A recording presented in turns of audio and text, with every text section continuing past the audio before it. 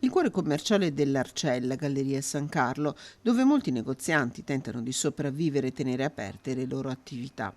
La zona rossa della stazione ha amplificato il problema qui, dove la sera tanti hanno paura. I nostri collaboratori, io sono costretto a essere qua onnipresente perché hanno paura, sono bullizzati, sti ragazzi proprio non hanno paura di nessuno, poi la situazione tra giacigli, tra gente che dorme per terra, tra che fanno i bisogni dove capita, perché giustamente sono qua 24 ore su 24. Cosa fa sta gente qua? La polizia spesso è presente, ma la zona rossa garantirebbe un controllo maggiore. Girato l'angolo del grande edificio, i portici riservano le sorprese che non vorresti.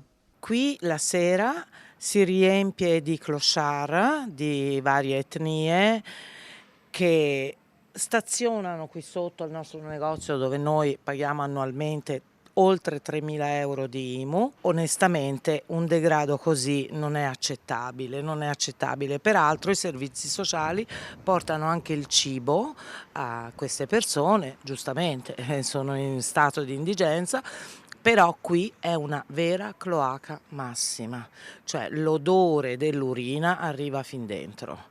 E potete vedere, adesso c'è una postazione sola, ma la sera qui si ritrovano anche in 8-10 a dormire sui cartoni, a fare i loro bisogni a cielo aperto, e è insostenibile.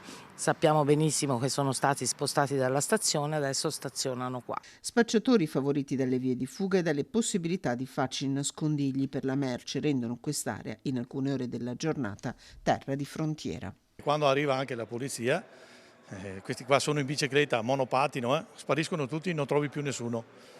Questa è la situazione, però noi vediamo delle scene che purtroppo tutti i giorni le vediamo queste scene qua.